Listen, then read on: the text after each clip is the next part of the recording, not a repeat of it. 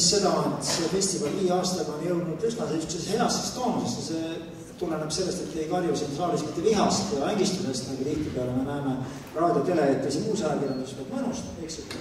Ja kokkuvõttes siis võibki öelda, et me oleme jõudnud selle kohani, kus meil on olnud peaaegu et kõik hea. See, mis žürii teile kirjutab natukene, et võib paremini teha, see on ainult selleks, et maikuus toimub 6. festival oleks siis omakorda millegi poolest veel kihvtim, nagu siin žürii väga hästi ütles, et ootame igatsu erilisi asju. Tegelikult erilisi žürid oli, aga erilisi asju tegid kõik, kuidas öelda, võib öelda üsna erilised inimesed, aga me võime öelda, et me oleme üsna tavalised inimesed. Seega hästi ilusaid jõule kõigile, on ju. Tundke ennast vahel tavalistena, vahel erilistena. Mis veel kevadel head? Head on see, et sel päeval toimub Viimsis mingi metsikult suur jooks. Ma lihtsalt räägin ära.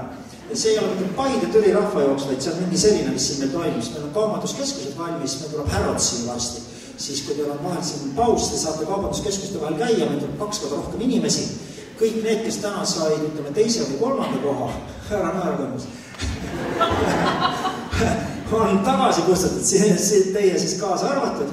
Sellepärast, et meil ongi need näited nupukooridega ja muudega, et tuli korra ala, vaatas, järgmine kord tuli tagasi, mõttes midagi välja ja saigi selle järgmise.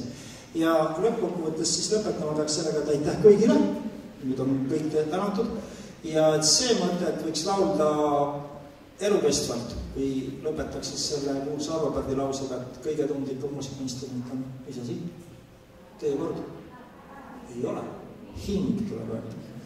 Selle järel on alles hääl, õppige see lause pähe, seda on täna nii mitu korda laulud vahel öelda.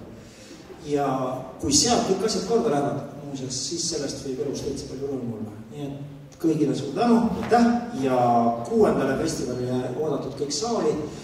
Ja kui siin põhiliselt on kaasas väiksemad sellised lapsevanemad ja tüübid, siis ega ma tahaks öelda, mul väga meeldis, et see Viimsi kool, see Viikerkool olid siin väljas. Et muuseas ka täiskasvate järgi tuleb valvata, et võtke mees kaasa või abikaasa kaasa või vanaisa kaasa, siis te olete nende kindla pilgu all ja lauge hästi. Aitäh!